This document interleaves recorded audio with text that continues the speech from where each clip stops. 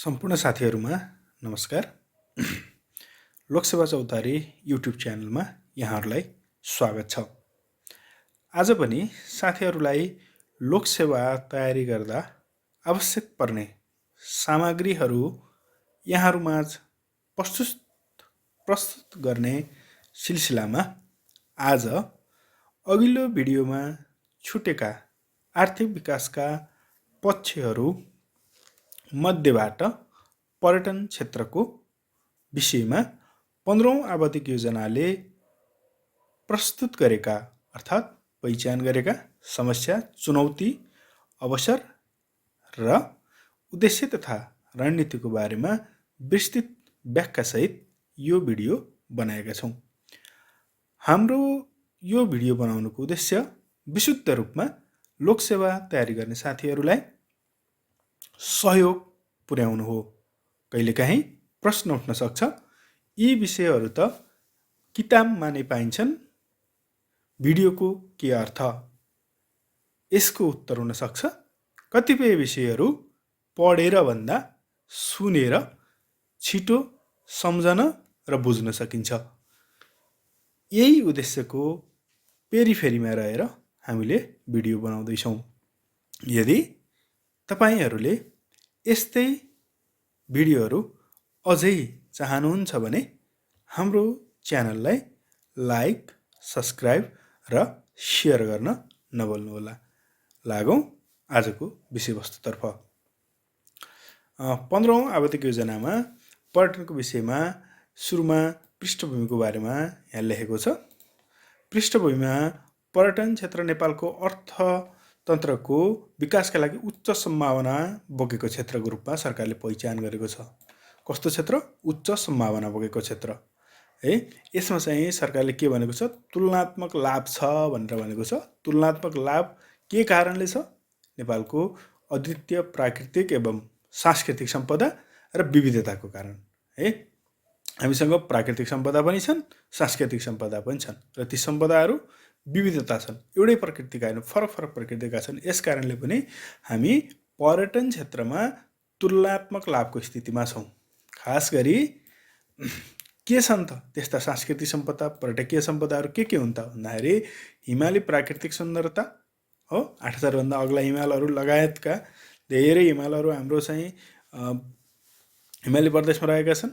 महत्त्वपूर्ण धार्मिक गन्तव्य, यसमा चाहिँ पशुपति, लुम्बिनी, मुक्तिनाथ, स्वयम्भू हो, बौद्धनाथ लगायतका तथा मौलिक सांस्कृतिक पुरातात्विक सम्पदा नेपालको पर्यटन क्षेत्रमा प्रचुर सम्भावना बोकेका निधिहरू हुन्, सम्पत्तिहरू हुन्। यी स्थल र सम्पदाको संरक्षण, प्रवर्धन र विविधीकरण गर्दै, मैले भने यी तीनटा कुरा, एउटा संरक्षण गर्ने, प्रवर्धन गर्ने र त्यसको विविधीकरण गर्दै पर्यटकीय स्थलको रूपमा विकास गरी राष्ट्रिय अर्थतन्त्रको प्रमुख आधारको रूपमा यस क्षेत्रलाई विकसित गर्ने नीति नेपालको संविधानले अंगीकार गरेको छ। है, नेपालको संविधानको यहाँ हेर्न सक्नुहुन्छ। यो हेर्नु है, पर्यटन सम्बन्धी नीति छ। पर्यटन सम्बन्धी नीति के लियो? नेपालका ऐतिहासिक, सांस्कृतिक, धार्मिक, पुरातात्विक र प्राकृतिक सम्पदाहरू, 5 वटा सम्पदा, एउटा ऐतिहासिक सम्पदा, सांस्कृतिक सम्पदा, धार्मिक सम्पदा, पुरातात्विक सम्पदा र प्राकृतिक सम्पदाहरूको पहिचान गर्ने, त्यसको संरक्षण गर्ने, त्यसको प्रवर्धन गर्ने र प्रचार प्रसार मार्फत राष्ट्रिय अर्थतन्त्रको महत्त्वपूर्ण आधारको रूपमा पर्यावरण अनुकूल पर्यटन उद्योगको विकास गर्ने भनेर भन्नु है। यहाँ चाहिँ यो पर्यावरण अनुकूल पर्यटन उद्योगको मात्रै भनेको छैन, पर्यावरण अनुकूल हुने गरी विकास गर्ने, पर्यटन संस्कृतिको विकास गर्न आवश्यक वातावरण तयार गर्ने र नीति निर्माण गर्ने तथा पर्यटन उद्योगको लाभ वितरणमा स्थानीय जनतालाई प्राथमिकता दिने भन्ने चाहिँ राज्यको नीति रहेछ, संवैधानिक नीति। यो संविधानमा लेखिएको नीति। हामी चाहिँ आर्थिक योजनाको कुरा गर्दैछौँ है। त्यसपछि चाहिँ यो कुरा पर्यटन क्षेत्रमा नेपाल सरकारले के गरेको छ? पर्यटन क्षेत्रको नेपाल सरकारको नीति के हो त भनेर भन्दाखेरि उच्च सम्भावना बोकेको क्षेत्रको रूपमा लिएको छ भनेर भन्न पर्यो र संविधानको कुरा लेख्न सक्नु पर्यो है। पर्यटन प्रवर्धनको माध्यमबाट के हुन्छ त? एउटा रोजगारीको अवसरमा वृद्धि, गरिबी निवारण र जनताको जीवनस्तरमा सुधार ल्याई आर्थिक समृद्धिको लक्ष्य हासिल गर्न यस क्षेत्रको महत्त्वपूर्ण योगदान रहने भएकाले पर्यटन क्षेत्र अर्थतन्त्रको प्रमुख सम्भाग हो। अब के हो त विश्व बजार र खास गरी छिमेकी मुलुकको ठूलो जनसङ्ख्या एवं पर्यटन बजार समेतबाट लाभ प्राप्त गरी नेपालमा पर्यटनको आगमन र बसाइ अवधिमा वृद्धि हुनेछ। एउटा सङ्ख्यामा वृद्धि हुने भयो र उनीहरू बस्ने दिनमा पनि वृद्धि हुने सम्भावना चाहिँ छ भनेर योजनाले औँलाएको छ। त्यस्तै गरी आर्थिक वर्ष यो 75-76 को डाटा है साथीहरू, 11,97,97,000 पर्यटनहरू आएका छन् र कुल ग्राहक उत्पादनमा कति छ 2.7% र 2 लाख व्यक्तिले प्रत्यक्ष रोजगारी प्राप्त गरेका छन् र प्रति पर्यटक खर्च प्रतिदिन कति रहेको छ 48 अमेरिकी डलर। यो नजिकिनु होला है, यो 75-76 को तथ्याङ्क हो र औसत बसाइ 12.7 छ। अब के छन् त समस्याहरू के छन् त भनेर भन्दाखेरि नेपालको पर्यटन विकासमा पर्यटन उपजको र पर्यटन क्रियाकलापहरूको अपेक्षित विकास पनि गर्न सकिएको छैन, विविधीकरण पनि गर्न सकिएको छैन। अन्तर्राष्ट्रिय स्तरमा पर्यटन प्रवर्धन अपेक्षित रूपमा गर्न नसकिनु। हाम्रा चाहिँ जुन पर्यटकीय क्षेत्रहरू छन्, पर्यटकीय स्थल छन्, पर्यटकीय उपज छन्, अघि हामीले पहिचान गरेका धार्मिक सांस्कृतिक जुन चाहिँ क्षेत्रहरू छन् हैन, त्यसको चाहिँ प्रवर्धन गर्न सकिएको छैन, प्रचार प्रसार गर्न सकिएको छैन। त्यसै गरी पर्यटन पूर्वाधारको कमी, बाटो घाटो हैन, होटल, सुरक्षित हवाई सेवा, सुरक्षित यातायात, यी विषयहरू। त्यसपछि जनशक्ति, पर्यटन पूर्वाधारको कमी हुनु, धार्मिक तथा सांस्कृतिक सम्पदाको संरक्षण, सम्वर्धन र पर्यटन विकासमा निजी क्षेत्रलाई पर्याप्त सहभागी गराउन नसक्नु। धार्मिक र सांस्कृतिक सम्पदाको संरक्षणमा के छ त भन्दा अझसम्म सरकारले नै नेतृत्व लिइरहेछ, यो क्षेत्रमा निजी क्षेत्रलाई चाहिँ सहभागी गराउन सकिएको छैन पर्याप्त रूपमा भनेर भनेको छ। त्यस्तै गरी पर्यटन क्षेत्रको विकासमा उद्यमशीलता विकासलाई जोड्न नसकिनु हैन, पर्यटन क्षेत्रको विकाससँग उद्यमशीलता विकासलाई जोड्न नसकिनु हैन, उद्योगलाई, अरू उद्योगहरूलाई चाहिँ पर्यटन विकाससँग चाहिँ जोड्न नसकिनु, पर्यटन क्षेत्रबाट प्राप्त लाभको न्यायोचित वितरण हुन नसक्नु हैन, र पर्यटकीय गतिविधि प्रविधि मैत्री नहुनु जस्ता प्रमुख समस्याहरू चाहिँ यो योजनाले के गरेको छ औँलाएको छ। एउटा प्रविधिसँग समस्या छ, एउटा लाभको वितरणसँग सम्बन्धित समस्या छ, अर्को चाहिँ उद्यमशीलता सम्बन्धी समस्या छ, अर्को निजी क्षेत्रको संलग्नता सम्बन्धी विषयको कुरा भयो, अर्को पूर्वाधार विकासको भयो, अर्को पर्यटनको चाहिँ पर्यटन क्षेत्रको चाहिँ अन्तर्राष्ट्रिय रूपमा प्रचार प्रसारको कुरो भयो र पर्यटन उपजको र क्रियाकलापको विविधीकरण सम्बन्धी चाहिँ समस्याहरू भयो। त्यसो भए चुनौतीहरू के छन् त? विश्व पर्यटन बजारमा नेपाललाई प्रमुख आकर्षक पर्यटकीय गन्तव्यको रूपमा स्थापित गर्नु हो। आकर्षक पर्यटकीय गन्तव्य जस्तै मान्छे घुम्न जाने भनेर भन्यो भने कहाँ भन्छन्? श्रीलङ्का, इन्डोनेसिया, थाइल्यान्ड, दुबई भने जस्तै अवश्य मान्छे घुम्न जाउँ भनेर भन्यो भने चाहिँ कहाँ जाने त? नेपाल भन्ने हिसाबले यसरी चाहिँ आकर्षक गन्तव्य चाहिँ को रूपमा स्थापित गर्ने एउटा चाहिँ चुनौती छ। त्यस्तै गरी हवाई सेवाको सुरक्षा अर्को चुनौतीपूर्ण छ हैन। हाम्रो चाहिँ अन्तर्राष्ट्रिय उडान र आन्तरिक उडान चाहिँ सुरक्षित हुन सकेको छैन, युले अझै पनि कालो सूचीमा राखेको छ है। त्यस्तै गरी सुरक्षा, विश्वसनीयता र विस्तार गर्नु है, एउटा सुरक्षा मेन्टेन गर्नु, अर्को विश्वसनीयताको मेन्टेन गर्नु र विस्तार गर्नु यसलाई हैन।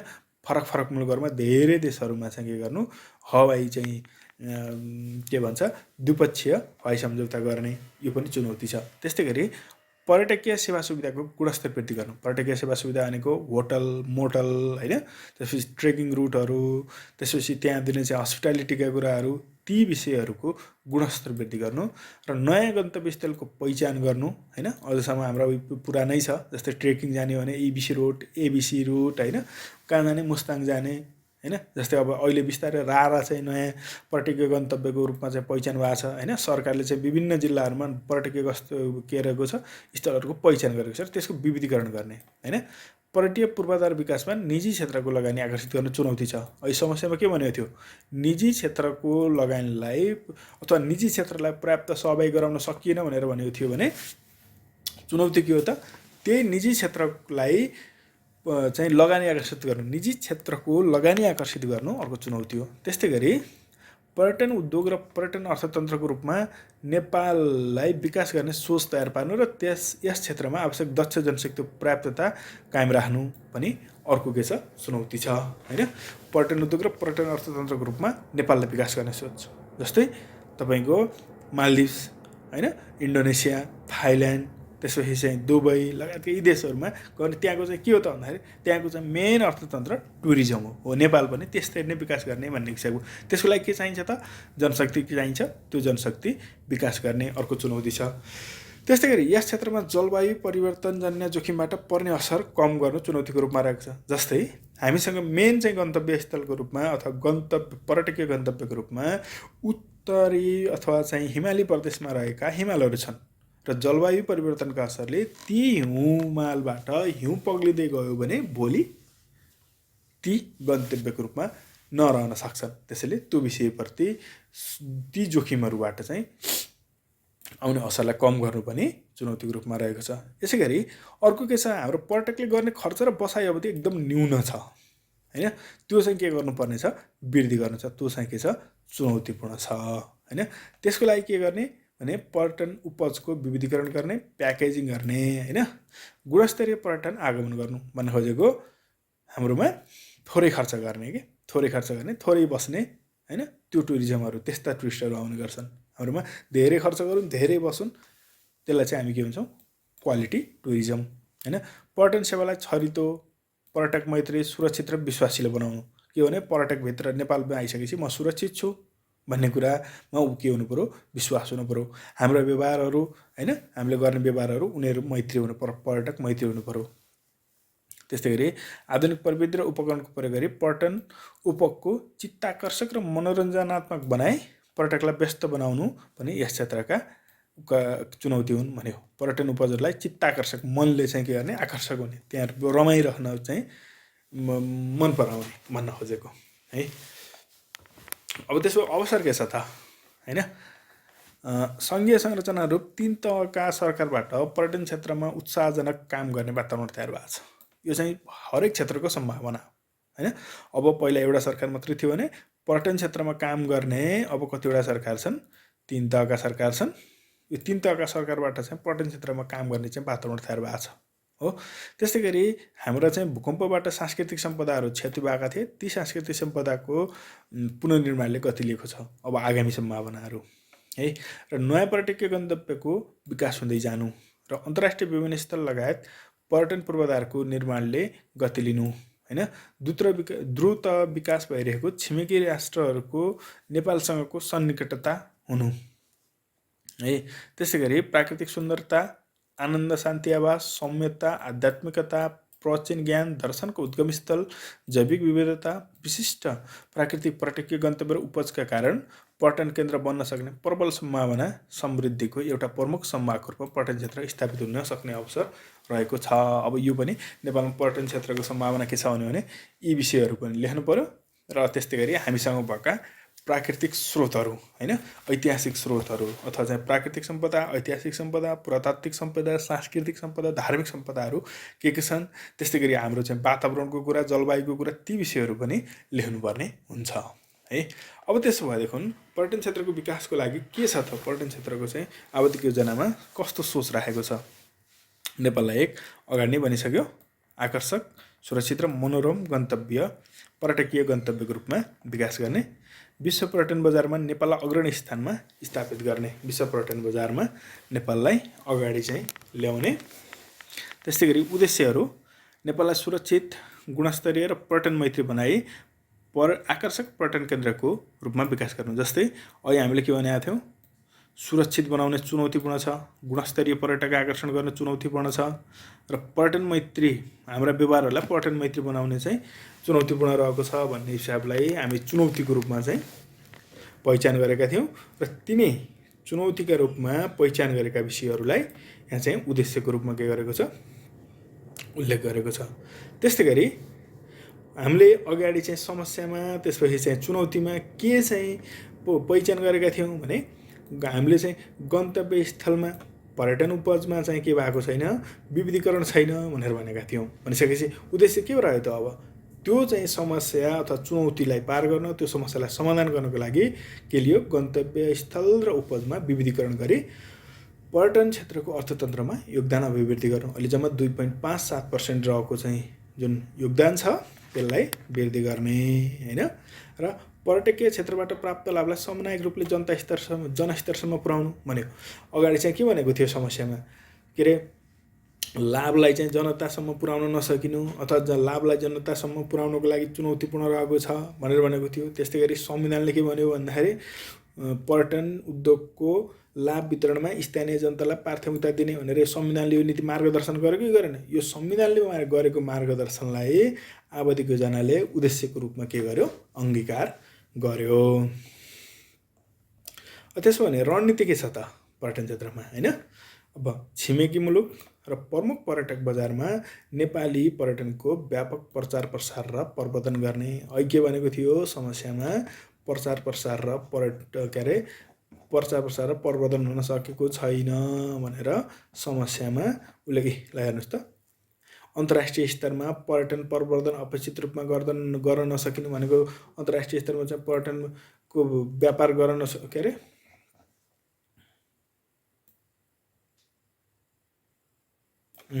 अन्तर्राष्ट्रिय स्तरमा हाम्रो चाहिँ पर्यटनलाई प्रचार प्रसार गर्न नसकेको भनेको के हैन? त्यसो रणनीतिले के लियो त भन्दा पर्यटनको हाम्रो चाहिँ पर्यटन बजारको प्रचार प्रसार गर्ने। अब त्यसको लागि के गर्ने त? पर्यटन प्रचार प्रसार यहाँ चाहिँ तपाईको कार्यनीतिहरू एक्सन प्लान यो रणनीति हासिल गर्नका लागि जम्माजम्मी 8 वटा 9 वटा 10 वटा कार्यनीतिहरू उल्लेख गरेको छ हैन? यहाँ चाहिँ यो तपाईहरुले हेर्न सक्नुहुन्छ। त्यस्तै गरी दोस्रो चाहिँ रणनीति के छ? पर्यटनको सम्भावना भएका शिक्षा अब एजुकेसन टुरिज्म हैन? त्यसपछि स्वास्थ्य हेल्थ टुरिज्म खेलकुद स्पोर्ट टुरिज्म जस्ता क्षेत्र समेटेर एकीकृत पर्यटनको विकास गर्ने भन्ने विषय कुरा भयो। हाम्रोमा अहिले के छ? मनोरञ्जनको लागि ट्रेकिङको लागि धार्मिक पर्यटन मात्रै छन्। अब पर्यटन उपजको विविधीकरण गर्ने भन्ने विषयको कुरा यसले आयो हैन? अनि त्यसपछि स्वदेशी तथा विदेशी लगानी प्रोत्साहित गर्दै लगानी न्यून समस्यामा चुनौतीमा के थियो? समस्यामा के भनेको थियो? सांस्कृतिक क्षेत्रको धार्मिक क्षेत्रको विकासको लागि निजी क्षेत्रको चाहिँ लगानी आकर्षित गर्न नसकिनु भनेको चाहिँ छैन छ। त्यस्तै गरी निजी क्षेत्रको लगानीलाई चाहिँ आकर्षित गर्नु चुनौतीको रूपमा पहिचान गरेको थियो कि थिएन? थियो। हो, त्यही लगानीको कुरालाई यो 3 नम्बर बुँदाले के गर्यो? सम्बोधन गर्यो है। स्वदेशी तथा विदेशी लगानी प्रोत्साहित गर्दै सार्वजनिक निजी सहकारी साझेदारीको अवधारणा अनुरूप आधुनिक पर्यटन पूर्वाधारको विकास गर्ने, त्यसको बजारीकरण गर्ने र प्रवर्धन गर्ने है। 3टा कुराहरू लगानी बढाउने हैन? लगानी बढाउनको लागि के गर्ने? सार्वजनिक निजी र सहकारी साझेदारी चाहिँ को अवधारणा PPP public private PPCP public private cooperative cooperation अथवा पार्टनरशिप है। यसबाट पर्यटन क्षेत्र पूर्वाधारको विकास गर्ने, यसको बजारीकरण गर्ने, प्रवर्धन गर्ने कुराहरू। अब यसको लागि कस्ता कार्यनीति अपनाउने यता चाहिँ उल्लेख गरेको छ। त्यस्तै गरी पर्यटन क्षेत्रलाई अर्थतन्त्रको सम्मागको रूपमा विकास गरिनेछ भनेर भन्यो हो। अर्थतन्त्रलाई डोराउने क्षेत्र कुन हुनेछ? अब पर्यटन क्षेत्र हुनेछ भनेर भन्यो हैन? त्यसको लागि पर्यटकीय गन्तव्य स्थलको पहिचान गर्ने, विकास गर्ने, विविधीकरण गर्ने। अहिले पनि त्यो बनाएको थियो नि माथि पर्यटकीय स्थलको चाहिँ पर्यटकीय उसको पहिचान गर्ने। तपाईको चाहिँ संविधानमा पनि के लेखेको छ हैन त? पहिचान पर्यटकीय सम्पदाहरूको पहिचान गर्ने, संरक्षण प्रवर्धन। त्यही कुरालाई यहाँ रणनीतिको रूपमा पनि लेख्यो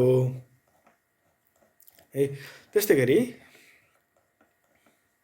5 नम्बरमा पर्यटकीय उपजहरूलाई मूल्य श्रृङ्खलामा आबद्ध गरी स्थानीय स्तरसम्म यस क्षेत्रको लाभ वितरण गर्ने भनेको तपाईको पर्यटकहरू जब स्थानीय तहमा जान्छन् अथवा चाहिँ कुनै निश्चित भौगोलिक क्षेत्रमा जान्छन्, त्यो स्थानमा जाँदाखेरि उनीहरूलाई सकेसम्म त्यही स्थानका उपजहरू हैन?